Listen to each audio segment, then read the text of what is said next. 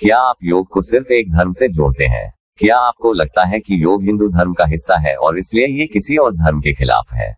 अगर हाँ, तो शायद आपको योग के मूल स्वरूप की सही समझ नहीं है।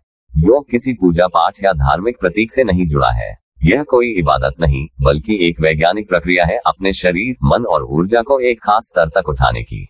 इतिहास को देखें तो योग किसी भी धर्म से पहले अस्तित्व में था। करीब 15,000 साल पहले जब आदियोगी ने मानवता को पहली बार योग का विज्ञान दिया, उस समय धर्म जैसी कोई अवधारणा ही नहीं थी। सिर्फ ये जानने की प्यास थी कि इंसानी शरीर और चेतना की उच्चतम संभावनाएं क्या है।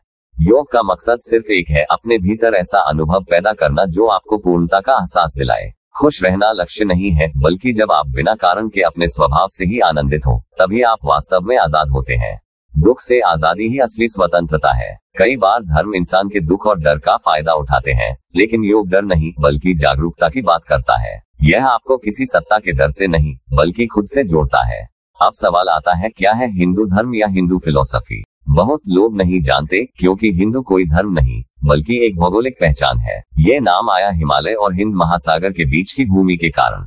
इस धरती पर जो भी जन्मा है वो हिंदू है, चाहे वो मुसलमान हो या ईसाई। ये पहचान किसी भगवान या किताब पर आधारित नहीं, बल्कि खोज की परंपरा पर आधारित है। ये भूमि आस्था नहीं, जिज्ञासा की भूमि रही है। यहाँ भगवान को अंतिम लक्ष्य नहीं माना गया, यहाँ हमेशा मुक्ति को ही परम उद्देश्य माना गया।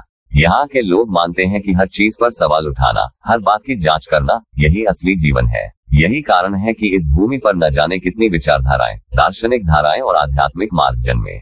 और इसलिए हिंदू फिलॉसफी जैसी कोई एक बात नहीं है, यह विविधताओं की भूमि है। तो अगली बार जब आप योग को किसी धर्म से जोड़ने की कोशिश करें, तो एक पल रुककर सोचिए, क्या आप उसे सीमित कर रहे हैं? क्योंकि योग धर्म से नहीं, जीवन से जुड़ा है।